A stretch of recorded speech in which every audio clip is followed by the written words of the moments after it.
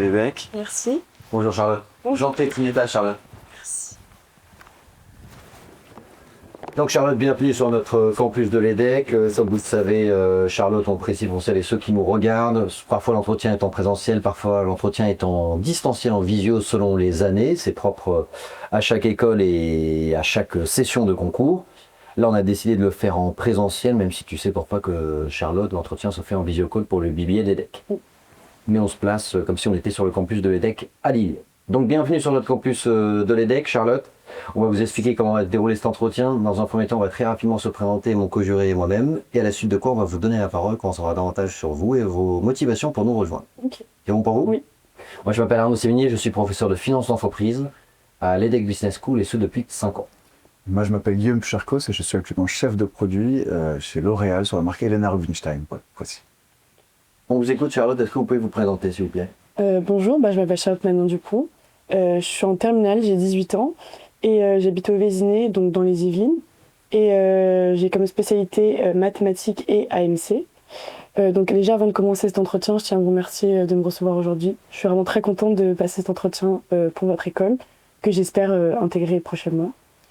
Donc j'ai choisi les spécialités mathématiques et AMC pour les mathématiques, la rigueur analytique, et pour l'anglais, que ce soit l'ouverture internationale. Donc moi, il faut savoir que je suis vraiment passionnée de sport depuis toute petite. J'ai pratiqué de la gymnastique, de la danse, du tennis, l'athlétisme, et aujourd'hui, le sport qui me prend beaucoup de place, c'est le volleyball.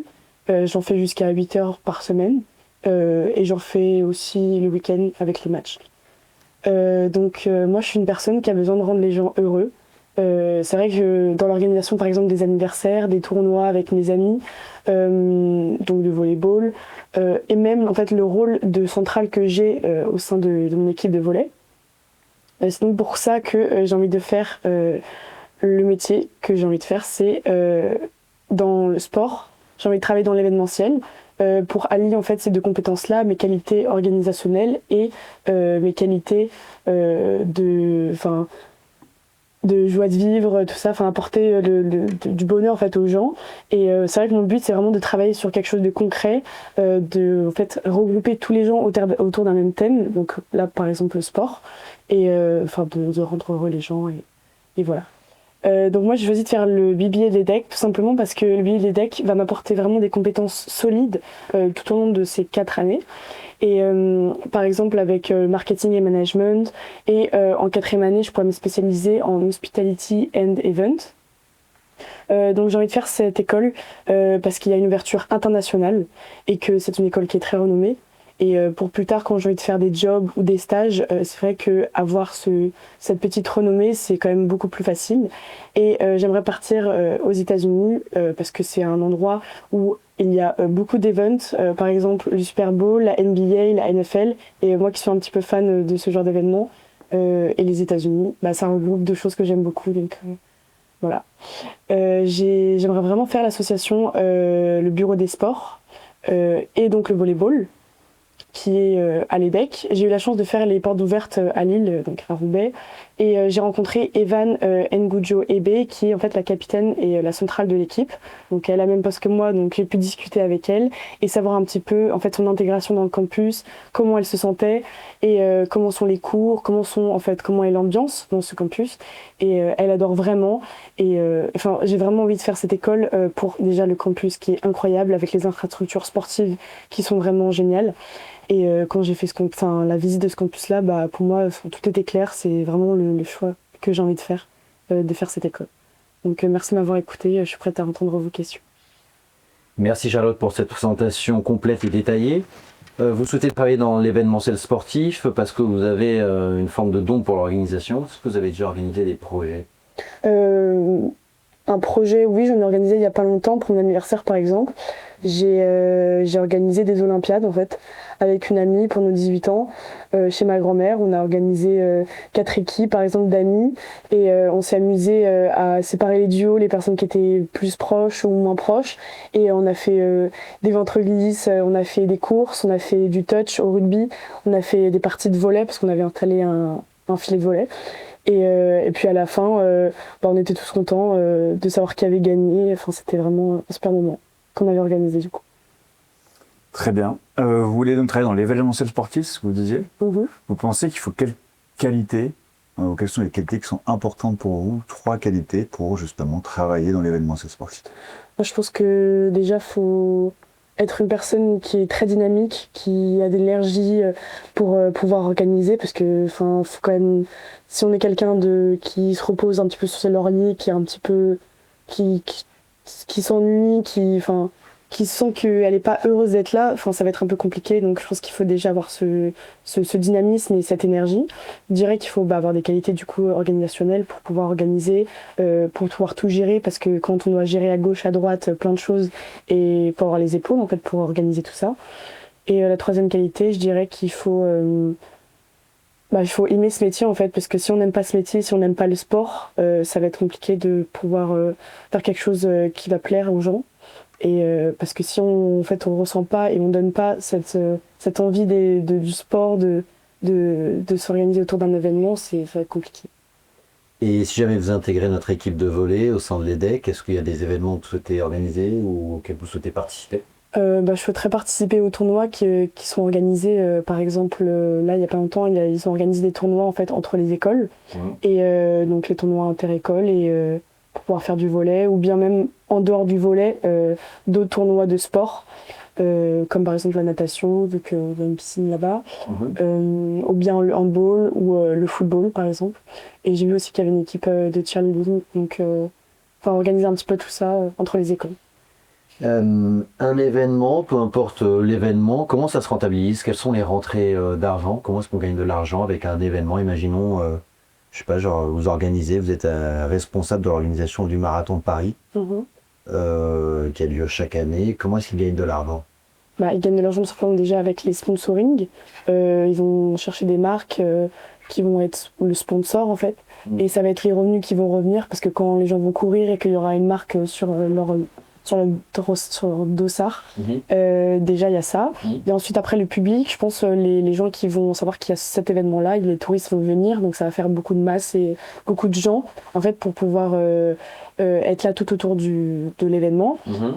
Pour le marathon en l'occurrence il ne paie pas. Oui, ils payent pas, mais enfin tous les gens qui sont autour, qui viennent voir, ça veut dire qu'il y aura des touristes qui vont venir voir l'événement, donc ces personnes-là vont ça fait tomber économique. Voilà. Et je dirais aussi les réseaux sociaux. Les réseaux sociaux, les gens qui vont filmer, les lives qu'il va y avoir, les marathons, les journaux. Et ça rapporte de l'argent? Vous, c'est-à-dire toutes les personnes qui filment en live et qui diffusent sur Instagram leurs amis et tout, nous, en tant qu'organisatrice du marathon, on n'y fait pas pour pouvoir diffuser cette course. Et que ça vous rapporte pas d'argent, sans fait. Oui, nous, en tant que l'organisation, ça ne nous rapporte pas vraiment d'argent, mais je pense que peut-être pour les associations, parce que le Marathon de Paris, je pense que c'est une association, je pense qu'il va y avoir des relevés de fonds, les gens qui courent, ils vont peut-être donner de l'argent, je pense. Donc il y aura des dons. Et puis je pense que ça fera quand même pas mal d'argent. Est-ce que vous avez déjà participé à un événement sportif ou à un grand événement sportif? Oui, j'ai déjà participé, par exemple, Action contre la faim, au collège, on a fait une course. On a couru en fait, et dès qu'on faisait un tour de terrain, ça faisait des dons en fait pour les personnes qui n'avaient pas assez à manger. J'ai fait aussi la Marguerite, c'est aux Ibis, donc dans ma ville. On courait pour les dons du Concert du Sein. Donc j'ai fait ça. Alors, vous avez fait combien de tours? J'étais jeune, je pense pas plus trop. J'avais peut-être 12 ans, mais les Ibis, ça fait 700 mètres, un truc comme ça. Ça fait plus qu'un terrain, donc je dirais j'ai dû faire peut-être 4 tours, 5 tours. Et c'est important pour vous, comme ça, de vous engager, de courir pour des événements Pour moi, ça allie vraiment deux choses. Le sport, et j'aime beaucoup le sport. Et en plus, si je peux rajouter quelque chose de bénéfique pour les gens, que ce soit associatif, pour du bénévolat, moi, c'est vrai que ça me plaît. Et surtout que ça rend heureux les gens au final. Donc, moi, ça me rend heureuse et c'est ce que j'aime. C'est qui votre sportif ou sportive préféré?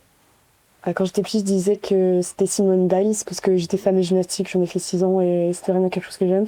Et c'est une fille qui est jeune, qui a de l'ambition et qui a vraiment réussi dans le sport. Et en Amérique, elle a fait vraiment quelque chose de fou. Et elle a fait un saut qui était incroyable, elle a fait des records et aux Jeux Olympiques, c'est vraiment une fille super. Donc. Maintenant, parce que j'ai l'impression que c'était à l'époque, du coup maintenant vous avez changé ou c'est toujours elle? Bah, je pense que dans mon cœur, ça restera toujours Simone Biles, mais j'ai pas vraiment non, de la sportive qui m'intéresse plus que ça, parce que le volleyball, je m'intéresse plus en fait à la pratique en soi quand je regarde. Et du coup, Et qu'est-ce qu'elle a comme qualité, Simone Biles, que vous aimeriez avoir, que vous aimeriez développer au sein de votre école? bah, être ambitieuse, je dirais. Être ambitieuse, et je pense que votre école, elle va m'apporter plein de choses, surtout ça en fait, être ambitieuse, gérer des projets, être avec une équipe en fait, parce que le travail d'équipe c'est hyper important et c'est ce que je fais en fait au sein de mon équipe de volley. Pour moi, les compétences de travail d'équipe, motiver une équipe, et enfin vraiment, je pense que c'est très important parce que pour un projet, par exemple pour l'événementiel, il faut vraiment qu'on soit une équipe et que tout ça, je pense que je vais l'apprendre à l'EDEC et toutes les compétences, toutes les qualités seront dans cette école.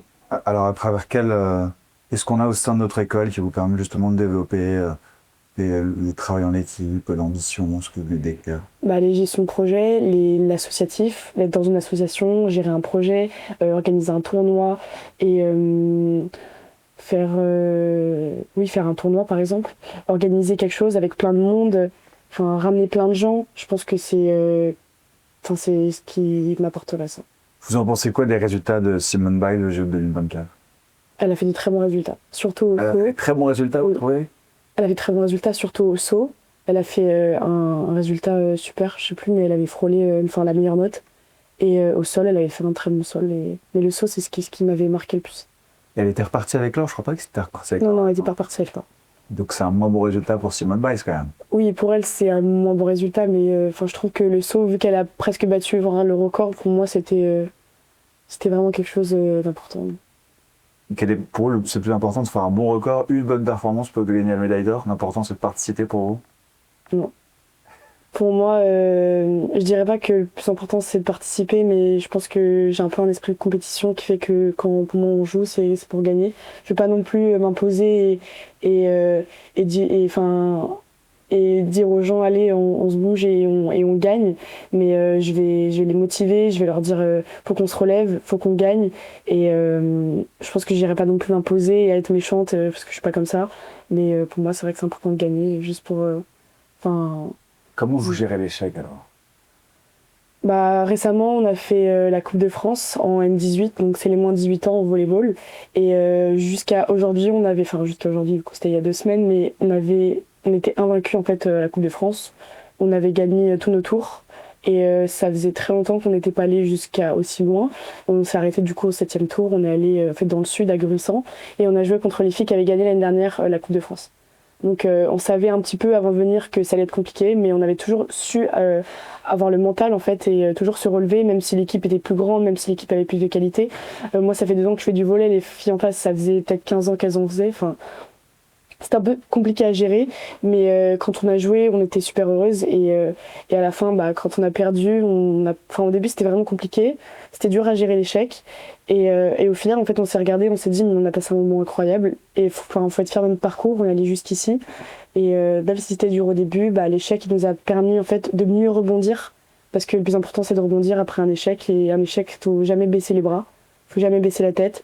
Et le plus important, c'est toujours de se relever. Et on a su le faire parce qu'on a une équipe qui est vraiment une cohésion.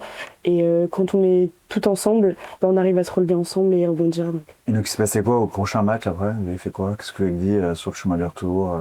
On s'est dit les prochains matchs, on va gagner, on va y arriver et c'est pas grave, c'était qu'une fois de toute façon, on sait de quoi on est capable, on sait qu'on a des qualités, on a des compétences pour jouer au volley et on sait qu'on pourra gagner la prochaine fois et donc en fait ça nous a donné un élan d'énergie qui a fait que ça nous a toutes en fait relevé et on s'est dit mais le prochain match on va tout donner et on va gagner le prochain match. Et alors comment vous analysez votre échec sur ce match-là? Qu'est-ce qui selon vous a manqué pour que...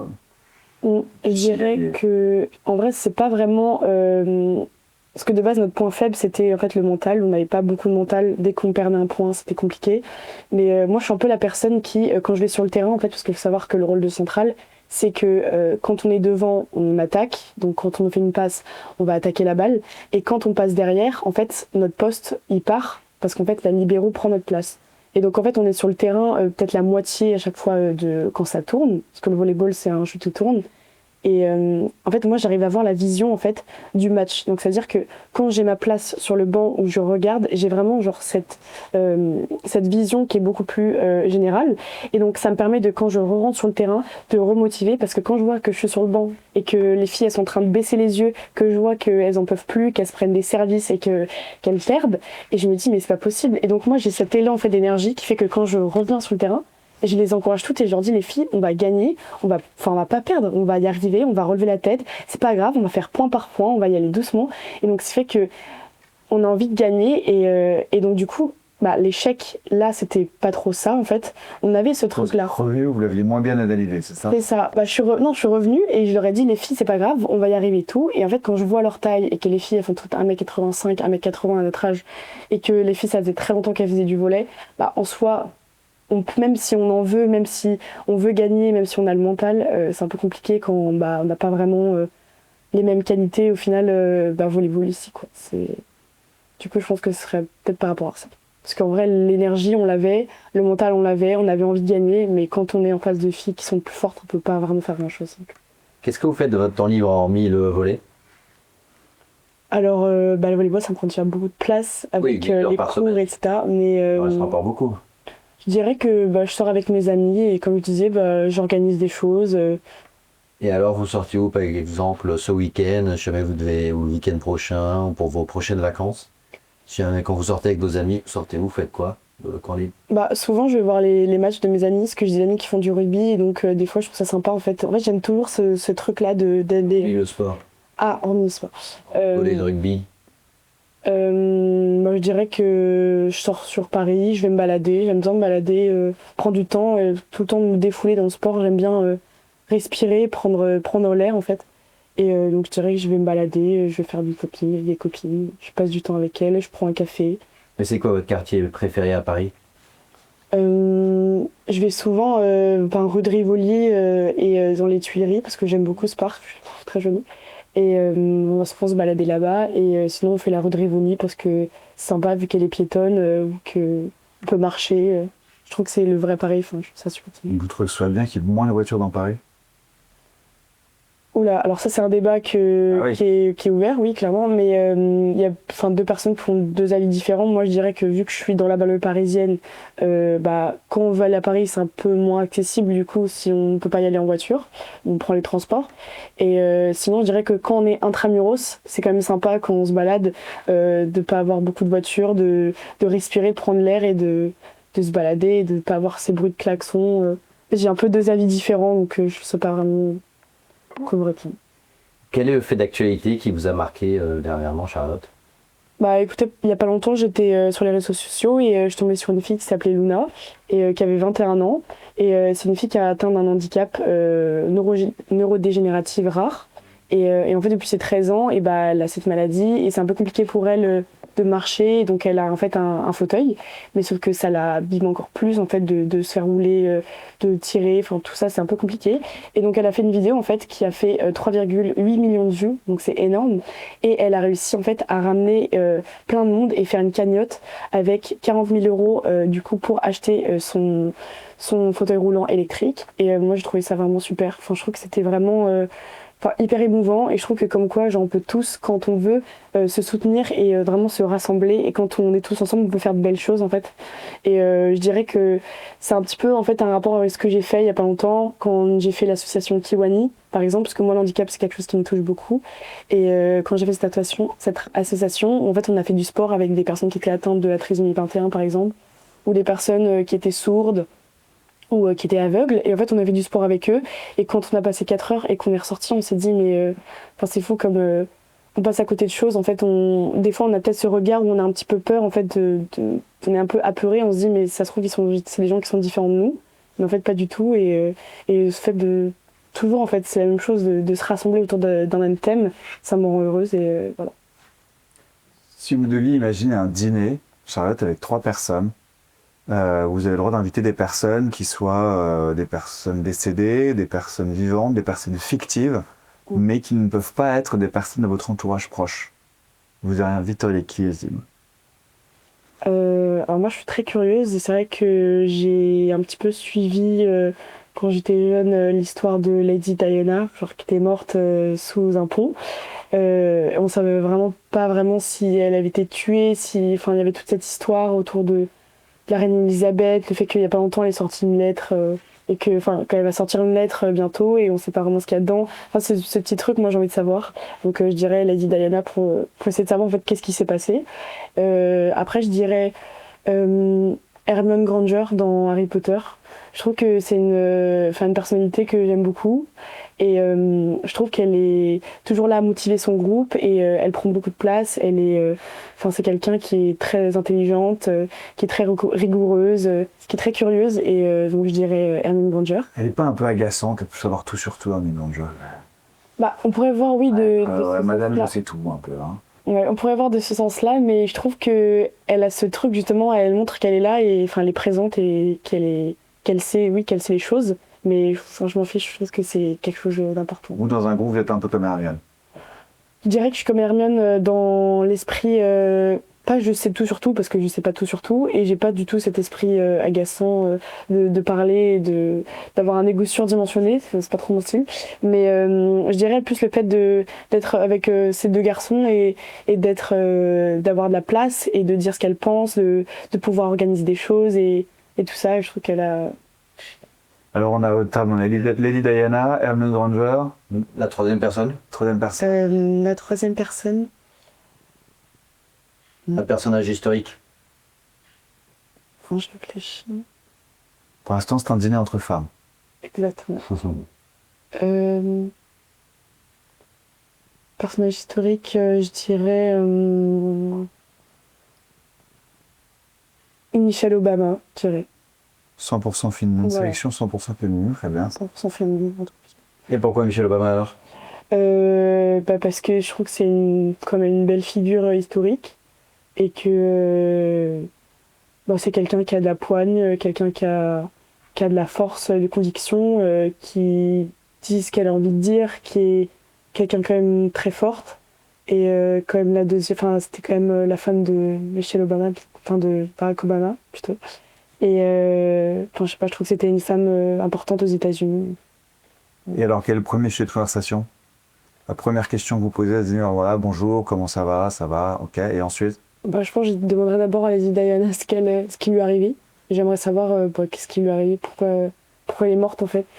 Puis après, Bon, chez Potin quand même. en fait, ça m'intéresse, je suis un petit peu curieuse et c'est vrai que sur l'uniforme, ça m'intéresse. Pourquoi pas avoir invité la reine Elisabeth II plutôt, à ce moment-là, pour savoir? Pour les confronter. Parce qu'en soi, la reine Elisabeth II, vu qu'elle va sortir bientôt sa lettre, je me dis, ça se trouve qu'il y aura des choses dedans qui seront importantes. Donc, je préfère avoir son avis d'abord à Lady Diana que Elisabeth pour après les confronter. Il s'appelle comment le nouveau roi d'Angleterre? Il s'appelle Charles Ouais. et Et son numéro? Charles III. Charlotte, est-ce que, pour conclure cet entretien, est-ce que vous avez un dernier mot à me dire ou une dernière question à me poser? J'ai pas vraiment de questions, mais juste tiens à vous dire que je suis prête à venir dans votre école, que j'ai déjà un pas en fait dans votre école parce que je suis vraiment investie. J'ai qu'une envie, c'est de rentrer dans l'équipe de volley. Pour moi, j'ai ma place, j'en ai déjà discuté et j'ai envie d'être la centrale de cette équipe, pouvoir organiser des choses, ramener mon dynamisme et mon excitation clairement. Et j'ai qu'une hâte, c'est d'apprendre toutes les choses que je pourrais apprendre dans votre école pour pouvoir partir. Merci Charlotte. On te retrouve d'ici quelques minutes pour le débrief. Oui. À tout de suite Charlotte. Merci. Bye. Alors dans l'ensemble c'était un bon entretien, voire un très bon entretien. On t'a mis la note de 15 sur 20. Donc c'est des points de perfectionnement qu'on va te dire, mais dans l'ensemble, tu as compris le fonctionnement de l'Unfucky, tu as compris ce qu'était un échange avec le juré, avec les jurés. Donc c'était très plaisant. Sur la forme, tu te tiens bien, t'es éloquent, t'es fluide dans ta prise de parole, le débit de voix est très agréable, t'es souriante, t'as de l'énergie, t'es dynamique comme tu dis. Donc ça, on prend plaisir à t'écouter. Sur le fond, on va y revenir de manière chronologique, mais tu as quand même fait pas mal d'activités. Donc ça, c'est plutôt bien. Tu sais mettre en avant tes qualités, donc ça, c'est appréciable. Maintenant, les points de perfectionnement. Je trouve que tu mets pas assez en avant les decks ou tu ne fais pas assez de lien avec les decks. C'est-à-dire que l'entretien que tu as fait, tu aurais un peu pu le faire pour n'importe quelle école. C'est-à-dire que là, moi, je recrute une personne sur son profil et son potentiel, et pas forcément parce qu'elle souhaite absolument intégrer les decks. Donc tu l'as fait un peu au début, c'est-à-dire dans ta présentation initiale, tu as mis en avant le campus, comme quoi il était génial, comme quoi tu as pu contacter Evan de l'équipe de volley, donc ça c'est génial, il faut que tu le gardes.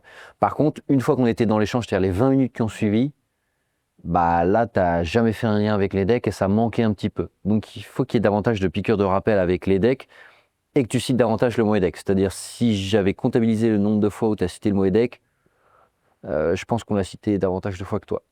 Donc il faut que tu aies en tête que tous les 3-4 minutes, tu dois dire le mot EDEC, EDEC, EDEC, EDEC, EDEC, ou bibillet de l'EDEC, bibillet de l'EDEC, bibillet de l'EDEC. Sur l'événementiel, qui est ton projet professionnel, on a un peu élevé le niveau parce qu'on a vu que tu maîtrisais pas trop mal la chose. Les 3 qualités nécessaires pour être une bonne organisatrice d'événements, le côté être dynamique et être souriant, positif, moi je trouvais ça un peu light. Le côté organisationnel, évidemment. Moi je mettrais davantage donc le dynamique, je le remplacerais par le côté fédératrice. Sur le côté tarif ou bon relationnel. Sur le côté, tu arrives à souder les équipes autour de toi parce que l'événementiel, c'est quand même beaucoup de main-d'œuvre. C'est énormément de gens, je sais pas, à l'accueil pour gérer le flux des visiteurs, pour gérer la billetterie, pour gérer le spectacle, le show, l'organisation, l'après, le site internet. Donc c'est quand même un secteur où il y a beaucoup de main-d'œuvre. Donc je mettrais davantage en avant le côté bon relationnel que tu as et le côté fédérateur que tu peux ensuite relier avec ton équipe de volley. Donc change le côté dynamique qui est une qualité en fait que tout le monde va dire et qui est du réchauffé mais bon relationnel, fédératrice. Ensuite, sur l'événement en tant que tel, si jamais ils s'intéressent non pas à l'organisation de l'événement, mais au business model. Soit ils vont te le faire d'un point de vue macroéconomique, c'est-à-dire ils vont t'interroger sur les JO. Donc les Jeux Olympiques de Paris, quel est le coût? Est-ce que vous pensez que c'est rentable pour une ville ou pour un pays d'organiser les Jeux Olympiques, que ce soit d'été ou d'hiver?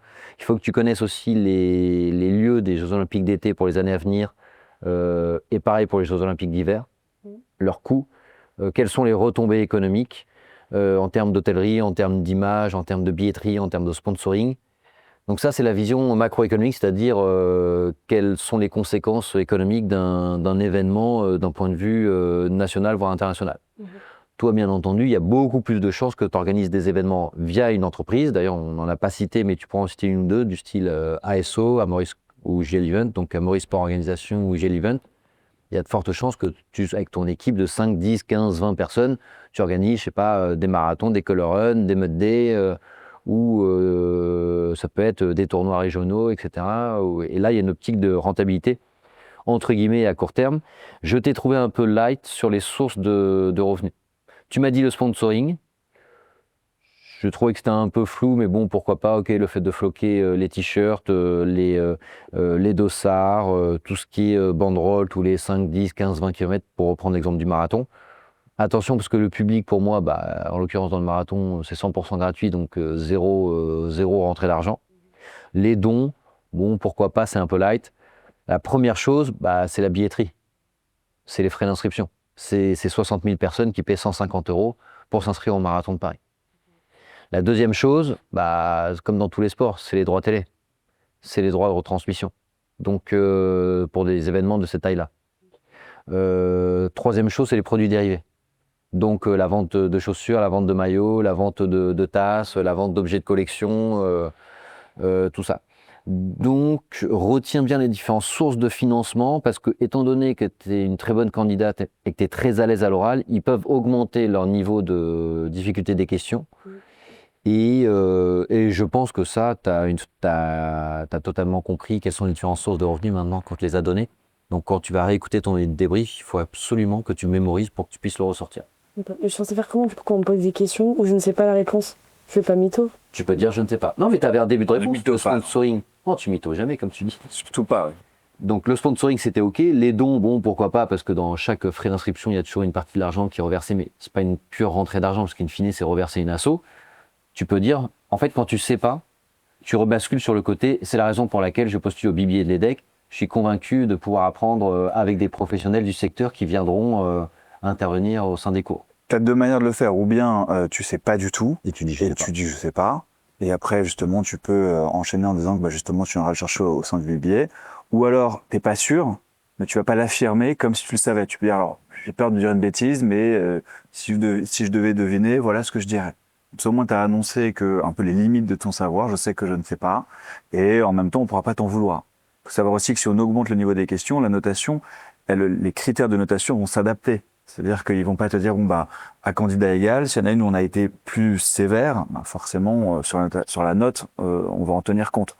On va pas te saquer parce qu'on t'a posé des questions plus difficiles. On va dire, bon, bah, parce qu'on a atteint cette notation, on sait qu'on est déjà entre 15 et 20. OK? Donc, c'est pas parce que tu sais pas que l'entretien se passe forcément mal. Ouais. C'est pas mal vu, au contraire, c'est une preuve d'humilité de dire que tu ne sais pas. Par contre, il faut juste pas dire je ne sais pas et le laisser tout seul. C'est je ne sais pas, mais au sein de l'EDEC, du billet de l'EDEC, j'espère apprendre ça. Ou je ne sais pas, mais une fois l'entretien fini, j'hésiterai pas une seule seconde à aller rechercher l'information. Donc s'il te pose une question sur les coûts des JO ou est-ce que les JO sont rentables, déjà il faut que tu montres qu'il y a un peu une réflexion. C'est-à-dire, certes, tu n'as pas la réponse, mais tu peux construire un raisonnement intellectuel, un peu comme ce que tu as fait, c'est-à-dire les sources de revenus du marathon. Tu n'avais peut-être pas préparé la question, mais tu as réfléchi un peu et tu t'es dit, bon, bah alors le marathon, j'en ai déjà regardé, vite fait, où est-ce qu'ils ont pu faire rentrer de l'argent, quel était leur business model. Et généralement, quand tu sais pas, en fait, ils ont d'abord posé une suite de questions auxquelles tu avais la réponse. Ils veulent aller jusqu'au je sais pas. Ils veulent te confronter. Elle est très à l'aise. On va voir comment elle réagit quand on lui dit je sais pas. Est-ce qu'elle panique? Est-ce qu'au contraire, elle est capable de le dire? Est-ce qu'elle peut me proposer autre chose? Ça fait aussi partie d'un jeu que le jury peut mettre en place pour voir. En général, c'est la terreur de tous les candidats de dire je sais pas, je veux tout savoir. C'est pas un contrôle, c'est pas un test. Donc c'est une discussion avec des justifications. Et c'est ça qui compte. C'est je ne sais pas, mais comment j'explique que je ne sais pas? Est-ce que je me referme ou est-ce qu'au contraire, je suis capable de rester dans la conversation, même sans savoir? Michel. Tu vois, on en discutait avec donc Guillaume, le co-juré, en débrief sur le fait que tu fais pas assez de liens avec l'école et les decks. Le fait d'actualité, bon, tu as un fait sur les réseaux sociaux avec une personne qui a fait une levée de fonds, une collecte de dons. Moi, tu vois, j'ai noté sur ma feuille, relie-le avec un événement que tu vas organiser au sein de l'EDEC. Je trouvais ça dommage de me dire, je suis très investi dans le monde associatif, caritatif, avec la collecte de dons pour le cancer du sein, avec cet événement sur les réseaux sociaux, cet appel à l'aide pour financer ce siège électrique. Je me dis, bah, c'est génial, elle va forcément le relier avec un événement, parce que c'est son projet professionnel, ou en tout cas, à l'âge que tu as, c'est ce que tu souhaites faire au sein de l'EDEC pour collecter des dons dans l'optique de prolonger cet engagement associatif caritatif. Et du coup, j'étais un peu sur ma faim. J'étais là en mode, bah, la passerelle, elle est super simple. Après, c'était très bien de l'avoir relié avec toi. Voilà, c'est-à-dire que tu as parlé de l'actualité, tu as relié avec toi, c'était excellent. Et voilà, il manque ce petit lien chaque fois quand tu peux vers les decks, vers une association, vers des cours, vers un échange international. Essaie de te créer des réflexes passerelles. Je parle de volley, je fais un lien vers le bureau des sports. Je parle de mon fait d'actualité, je fais un lien vers les assos caritatifs de l'EDEC. Je parle de mon métier, je fais un lien vers des matières qui pourraient m'aider à le développer. Les liens vers le passé, tu l'as, vers tes expériences. Ça, c'est très bien. On est sur du 95% de liens faits vers le passé. Le lien vers le futur, c'est-à-dire ton projet pro ou le projet en école, là, par contre, ça manque. C'est que 5%. Il faut que tu rééquilibres ça. Bah si, tu le fais le lien. Et à chaque fois, tu le relis. Et ça, c'est très bien avec tes expériences passées. Ça, pour le coup, t'es impeccable. Faut juste que tu dises, bah ok, maintenant, il y a le deuxième volet sur qu'est-ce que je peux faire au sein de l'EDEC, d'un point de vue académique, d'un point de vue international, d'un point de vue associatif, hors sport, c'est-à-dire hors, je souhaite être le pivot de l'équipe, j'ai hâte de rejoindre le pivot de l'équipe pour aller fracasser les autres écoles.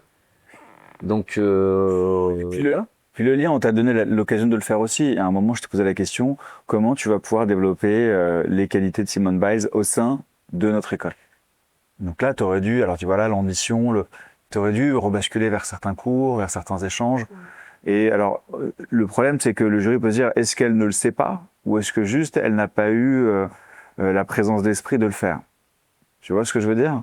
Au début, dans ta presse, tu nous parles des différentes specs que tu veux faire et tu n'y reviens plus du tout. Les cours que tu pourrais avoir envie de faire et tu n'y reviens plus du tout. Je pense que c'est important d'avoir la connaissance assez détaillée de ce que tu veux faire au sein de l'école, année par année, et comment ça vient s'intégrer dans ce que les écoles aussi, en tout cas l'EDEC, va bien aimer mettre en avant, le fait que tu vas développer à la fois des hard skills, des connaissances théoriques, et en même temps des soft skills, où ça va être des compétences humaines. Le truc, c'est que quand je parle, en fait, comme je suis en standitaire chez mon entraîneur, donc quand je vais dire un truc, vous allez carrément vous agréger à ça qu'on me réponde que j'ai été fait ça. Et fini, si je commence à dire, j'ai envie de faire telle spécialité, qu'après, j'ai parté plus loin et que je connais pas les spécialités encore plus dans les tailles d'épaule. Non, mais comme je te dis, il y a un niveau de connaissance à avoir. C'est-à-dire que il y a un moment, de toute façon, ils vont dire ah bon, il s'appelle comment le prof? Ah oui, c'est quoi? En quelle année ça a été? Ah oui. Et c'est pas grave. En fait, c'est le jeu du je sais pas. C'est-à-dire qu'à partir du moment où tu sais et que tu as validé un certain niveau de connaissance, tu as le droit de plus savoir. C'est-à-dire que, en fait, la question c'est je valide un niveau de connaissance jusqu'à être prise, et ensuite, si potentiellement on ne sait plus, ça n'a pas d'importance parce que tu as déjà validé le niveau de connaissance qui te permettait d'être prise. De toute façon, là, c'est que des retours, des points de perfectionnement qu'on fait pour passer de 15 à 20 sur 20. Hein. Et ce qu'il faut savoir, c'est que l'école va se dire, Bien, non oui, l'école va se dire, est-ce que je l'accepte, est-ce que je l'accepte pas? Une fois qu'elle est acceptée, Oui. à partir de 15, tu l'as accepté, c'est sûr. Oui. Oui, là, c'est sûr, t'es prise. Mais on sentait, d'un point de vue académique, une fois que t'as cité marketing, hospitalité et event, À performance égale. Hein. que t'as un peu tout lâché d'un point de vue académique, quoi. Donc, mais bon. Et travail aussi, alors c'est vrai, ça peut être intéressant d'essayer de montrer que il y a d'autres choses que le sport. C'est vrai que t'es très sport. Ça peut aussi être intéressant. Réfléchir, ça prend beaucoup de temps, j'entends, mais essayer de trouver 2-3 activités en dehors, même si c'est hyper important pour toi, c'est le centre, c'est le pilier de ta vie.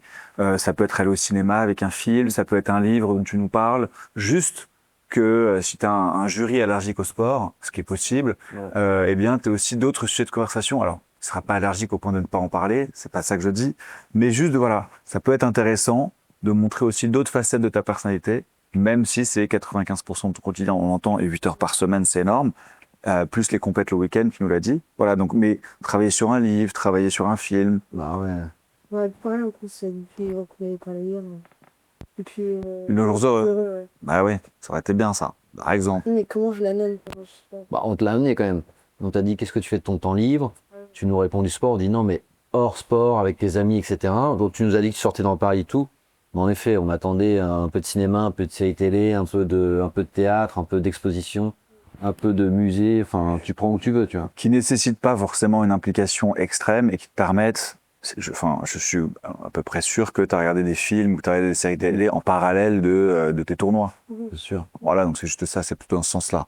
Ou un ou deux voyages. Jamais un ou deux voyages qui t'a marqué, même si c'était il y a 1 ou 2 ans. J'ai fait des efforts à New York et à Cancun, tu devais t'aller. Bah, c'est un peu dommage quand même. Moi, je me rends compte de choses que je n'aurais pas voulu. Oui, après, une fois de plus, à performance égale, c'est un excellent entretien. Oui, là, c'est un très bon entretien, t'es pris. Sans souci. On réfléchit sur les 5 derniers points qui, de toute façon, sont à l'appréciation personnelle du jury. Le jury qui aurait pu dire, moi, lien avec les decks, ça ne me dérange pas, 19. Sauf que si on réfléchit de manière absolue, il y a ces 5 points, c'est un flou. Donc autant aller les chercher. Tu as un peu plus de lien avec les decks, tu fais plus 2 points. Et tu parles un peu plus de toi hors sport, plus 2. Et par rapport à l'entretien, il est comme ça, mais c'est-à-dire que cet entretien-là, je le fais, les écoles en soi, ça passe du coup. Parce que Et là, le problème. c'est ça. Le problème, c'est que ça passe. En fait, j'ai voulu faire un truc trop général, mais en soi, moi, c'est général pour après le reste que je veux faire. Oui, tu as compris le principe de l'entretien, tu as compris le jeu de rôle qu'il faut jouer, tu sais échanger, rebondir sur les questions et t'adapter. Après, chaque jury est différent, voilà. Mais je suis pas spécialement inquiet pour toi. Si tu fais cette prestation-là et que tu l'adaptes à chaque école, ça va le faire. Même pour plus tard, lorsque tu vas postuler à des stages, tu as compris le principe de l'entretien. Oui, tu as 14 sur 15 sur ta personnalité et sur ce que tu as apporté. Tu as 1 sur 5 sur le lien avec l'école et sur le fait qu'il soit personnalisé. C'est qu'un. Maintenant, il faut progresser sur. Bah voilà. Parce qu'aujourd'hui, comme tu l'as dit, pour n'importe quelle école, sans confiance réelle. Tu fais bien tout ça, Charlotte, tu réécoutes ton débris. Lui,